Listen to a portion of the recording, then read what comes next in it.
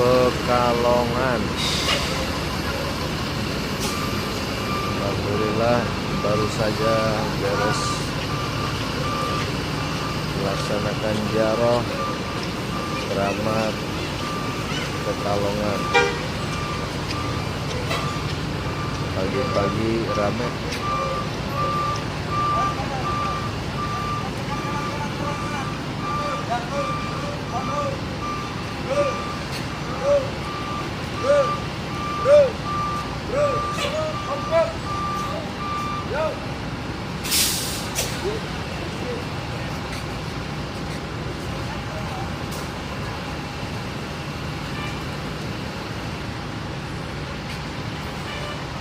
Alhamdulillah tos rem sejarah ayeuna menuju pulang mudah-mudahan sampai ke tempat tujuan. Selamat perjalanan. Ayeuna masih tol Semarang menuju Cirebon Jakarta. Sedikit jauh lebih sedikit ketimbang yang pertama, kedua dan ketiga. Artinya yang terkena ini nggak banyak, tapi kasihan kalau ada sampai yang terkena ini, saudara, yang sampai ikut-ikutan masalah ini. Yang keempat yang ingin saya sampaikan di sini, ya, dalam rangka tahun baru Islam kita harus tinggalkan itu berbagai macam maksiat yang keempat yang sekarang mulai ada di media sosial, at-ta'nu fil ansab. At-ta'nu fil ansab, menyerang nasab orang lain. Perhatikan baik-baik dalam hadis riwayat Sahih Muslim. Ini bukan perkataan saya, perkataan Rasulullah sallallahu alaihi wasallam. Kata Rasulullah, arba'atun min umuril jahiliyah la yatrukunahunna. Ada 4 perkara, kata Rasulullah. 4 perkara ini termasuk pekerjaannya jahiliyah. Kaum jahiliyah dulu sebelum Islam datang ini melakukan 4 perkara kebiasaan buruk ini. Nabi sebutkan ini termasuk perbuatannya jahiliyah. Apa 4 perkara tersebut? Yang pertama, kata Rasulullah, al-fakhru bil ahsab, membangga-banggakan garis keturunan. Bangga, saya darah biru, oh saya cucu Nabi, saya cucu kiai, saya cucu wali, saya. Orang ngebangga-banggakan nasab itu termasuk perbuatan jahiliyah, saudara. Membangga-banggakan nasab tanpa beramal soleh, tanpa berilmu yang baik, tanpa berakhlak karimah, itu termasuk perbuatan jahiliyah. Makanya saya jadi teringat, ya, saya selalu mengatakan di berbagai kesempatan, ya, orang punya nasab mulia tapi nggak dibarengi dengan ilmu dan amal serta akhlak mulia, itu hanya akan memperberat hisabnya dia di hadapan Allah Subhanahu wa taala. Ya, kita dianjurkan untuk husnudzon kepada orang-orang yang punya nasab mulia. Mereka punya hak.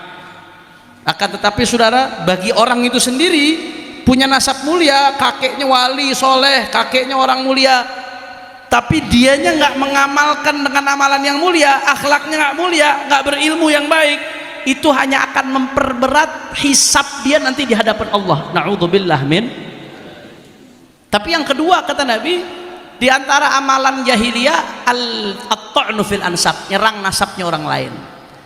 Nah, di dalam hadis lain Rasulullah SAW bersabda, ya, ithnani finnas huma bihim kufrun. Kata Rasulullah, ada 2 hal yang dilakukan di tengah-tengah orang. 2 hal ini, kata Rasulullah, adalah kekufuran di tengah-tengah orang, saudara. Kekufuran, Nabi sebut kufrun, kekufuran. Maksudnya kekufuran di sini bukan menyebabkan murtad, bukan. Ya, sebagian ulama menafsirkan maksudnya kekufuran ay min khisalil kufar, termasuk perbuatannya orang kafir. Maka kalau termasuk perbuatan orang kafir berarti ay minal kabair, termasuk dosa besar. Na'udzubillah min. Apa saja 2 perbuatan tersebut? Di antaranya, kata Nabi, an-niyaha 'alal mayyit, meratap di depan mayit. Nah, ini orang-orang perempuan hati-hati. Kalau ada keluarga orang yang kita cintai yang meninggal, nangis wajar. Yang namanya sedih manusiawi, Bu. Ada orang yang kita cintai meninggal dunia. Nah, kira-kira netes air mata wajar atau tidak? Wajar. Rasulullah SAW ketika putranya Ibrahim meninggal dunia, Nabi neteskan air mata. Man la yarham la yurham. Orang yang nggak punya kasih sayang dalam hatinya nggak akan dikasih sayang oleh Allah Ta'ala. Yang namanya meneteskan air mata karena orang yang dicintai meninggal dunia itu sesuatu yang wajar. Tapi meratap-ratap nggak boleh. Oh, sampai teriak-teriak, wah, sampai teriak-teriak, apalagi sampai syakul juyub, kalau orang jahiliyah dulu, merobek-robek pakaian, sampai latmul wujuh, sampai menampar-nampar muka, ya kelewatan, nggak terima dengan ketetapan Allah, meratap-ratap sampai merintih-rintih, yang kelewatan teriak-teriak, itu dilarang. Kata Nabi itu termasuk perbuatan orang kafir. Na'udzubillah min dzalik. Nangis, sedih-sedih wajar, mungkin awal-awal ngegerung masih wajar, manusiawi, tapi jangan sampai menunjukkan kita nggak terima dengan ketetapannya Allah Subhanahu. Allah yang ngasih, Allah yang ngambil. Inna lillahi wa inna ilaihi. Kita milik Allah. Kapanpun Allah mau ambil, Allah boleh nggak mau ambil? Boleh. Kita jangan lupa diri. Kita ini suami kita bukan milik kita, anak-anak kita bukan milik kita, semuanya dari Allah. Lillahi ma akhad wa lillahi ma a'ta. Allah yang ngasih, Allah yang ambil. Maka an-niyaha 'alal mayyit, yang meratap-ratap, yang kelewatan ketika meninggalnya seorang mayit, itu termasuk dosa besar. Nah, dan yang kedua, at-ta'nu fil ansab, kata Nabi, termasuk perbuatan kufar adalah menyerang nasab orang lain. Kata Al-Imam Al-Munawi dalam kitabnya Faidul Qadir dan dalam kitabnya Taisir, Al-Imam Munawi mengatakan maksudnya apa? Adalah al-qadah fi fi nasabin thabata bi dhahiri syara'. Ya, nasab yang secara zahiru syariat udah sah, menurut ulama udah sah, menurut ilmu fikih udah sah, secara zahiru syariat ya emang dia anaknya dia keturunannya dia, secara zahiru syariat udah selesai, itu udah final. Tahu-tahu dibilang oh bukan, dita'an. Itu kata Nabi, ithnani bin nasi huma bihim kufrun, termasuk amalnya kufar. Bahkan Al-Imam Al-Munawi dalam Faidul Qadir ngasih contoh, ya misalkan ada orang keturunannya fulan, udah sepakat tuh ulama-ulama semuanya menyatakan iya. Tahu-tahu ada orang datang menyatakan oh itu bukan. Apa kata Rasulullah? Ithnani bin nasi huma bihim kufrun, termasuk min amalil kufar, min khisalil kufar. Nah, makanya belakangan ini lagi rame, ada satu orang, ya saya sebutlah nasabnya Ba'alawi, sada ala para habaib. Ya, ada orang yang rame gembar-gembor. Ya, saya bicara ini bukan untuk bela diri, lah. Buat apa saudara? Kita para sada ala Ba'alawi nggak butuh pengakuan dari dia, karena pengakuan itu datangnya udah dari para ulama-ulama besar. Semenjak ratusan tahun yang lalu udah selesai, saudara.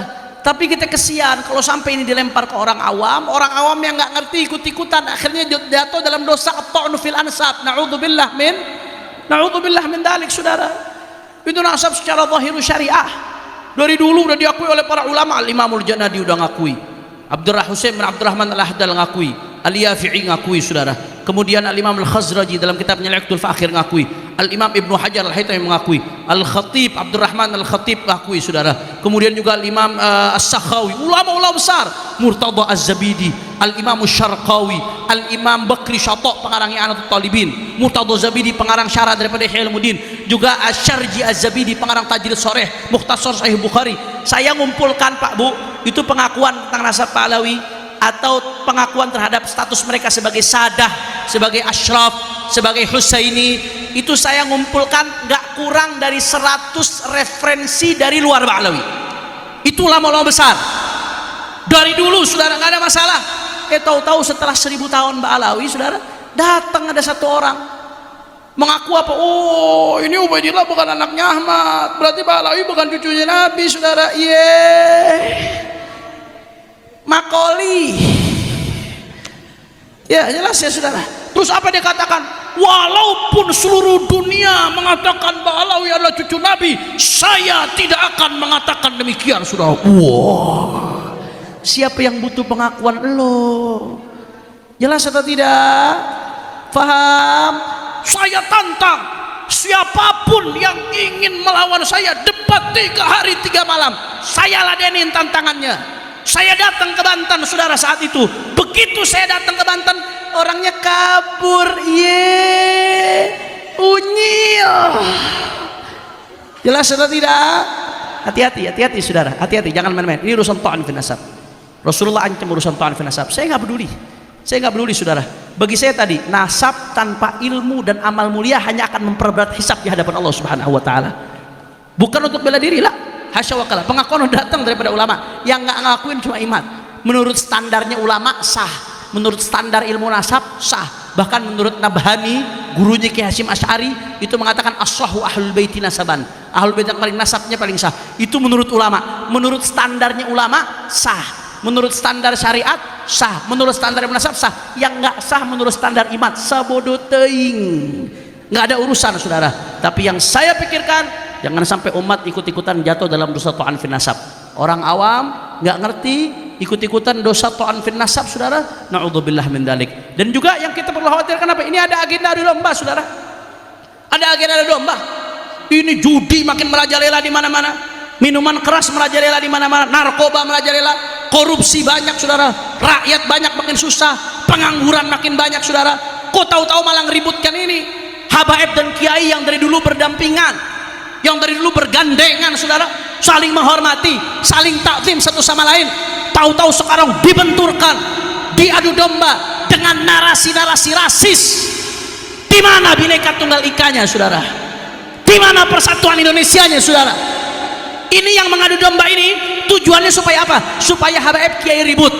Kalau habaib sama kiai udah ribut, udah lupa, nggak bicara lagi soal korupsi, nggak bicara lagi soal kedoliman, nggak bicara lagi soal narkoba, nggak bicara lagi soal judi, nggak bicara lagi soal minuman keras, nggak peduli lagi umat sholat apa enggak saudara. Siapa yang menang? Setan yang menang ujung-ujungnya. Betul atau tidak? Betul atau tidak?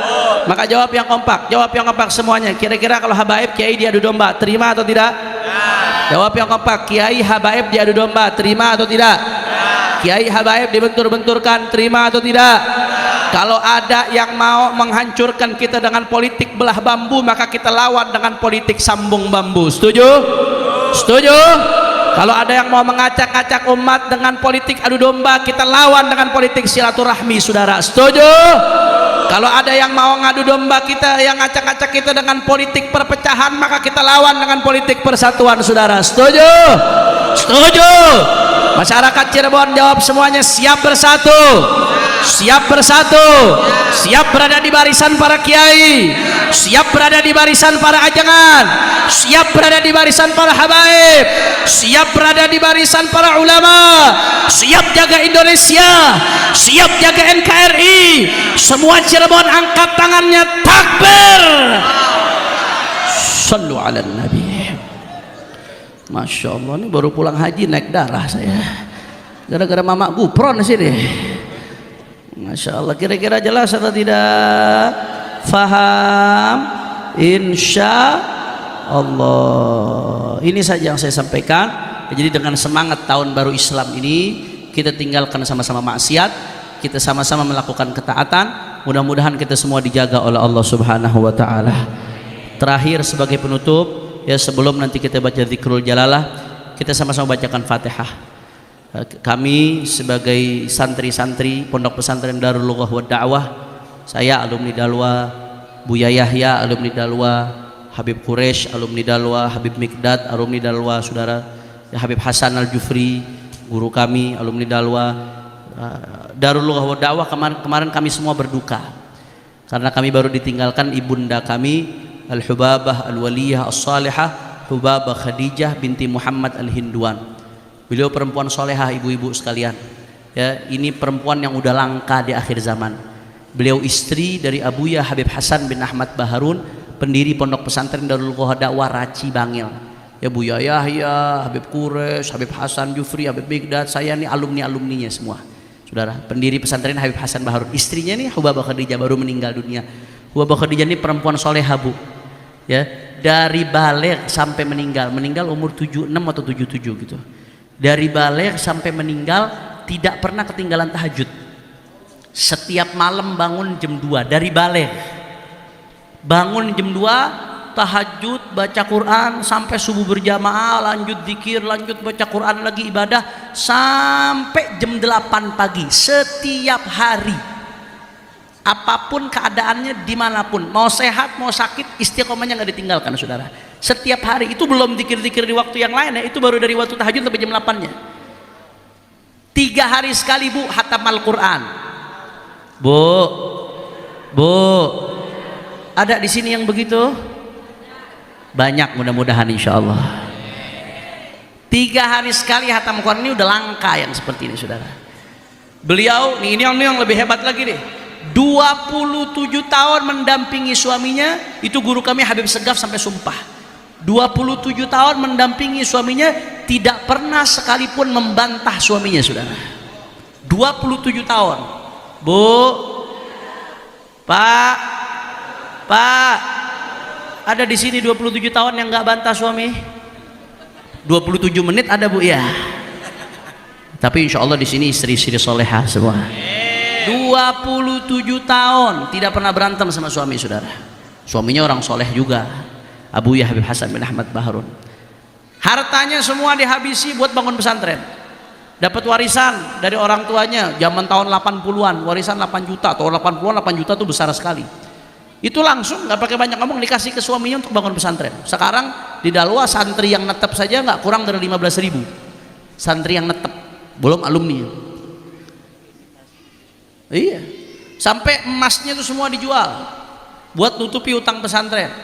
Sampai waktu mau ketemu mertuanya tuh karena takut ditanya emasnya di mana, sampai pakai gelang imitasi, saudara. Emasnya dijual untuk bantu pesantren. Habis semua hartanya, saudara, dipakai buat di jalan Allah Subhanahu wa taala. Makanya dimuliakan oleh Allah. Malam hari ini hataman 7 hari, tahlil 7 hari. Saya lihat tadi yang hadir, Masya Allah, nggak kurang dari 20.000 orang yang hadir, saudara. Tahlil, tiap hari tahlilnya lautan manusia, perempuan solehah. Maka mudah-mudahan kita semua dapat keberkahannya insya Allah. Hubabah Khadijah, yang disebut Khadijah tu zamaniha, ya, sebagai Khadijah zamannya. Hubabah Khadijah binti Muhammad al-Hindwan radhiyallahu anha wa ardaha. Maka kita bacakan Fatihah untuk beliau.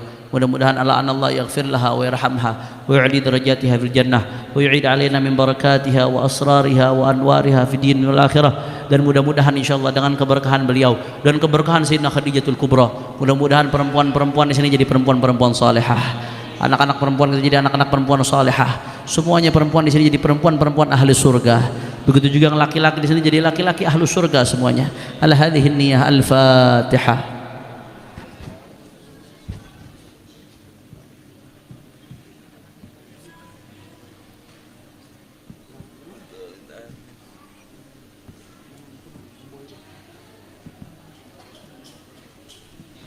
Dan kita bacakan Fatihah untuk saudara-saudara kita jamaah Al-Baha yang sakit. Ada Ibu Hajah Komariah, kemudian juga Syarifah Fadilah binti Abdurrahman binti Umar binti Ahmad Al-Attas, dan Ibu Nurul Fauziah, adik dari Haji Alfan yang sedang sakit, dan anaknya Amar, dan semua yang sakit mudah-mudahan diberikan kesembuhan oleh Allah. Rabbin nas adhibil bas ishfi anta syafi wa afi antal muafi la shifa illa shifa'uk ishfi shifaan taman ajilan la yughadiru saqaman wala alama bijahi tibbil qulub wa dawaiha wa afiyatil abdar min shifaiha wa nal absar wa diyaiha wa darwaha la hadhihi niyyah wa la walid Abdurrahman bin Al-Attas wa ila hadratin Nabi Muhammad sallallahu alaihi wasallam bisirril Fatihah. Bismillahirrahmanirrahim.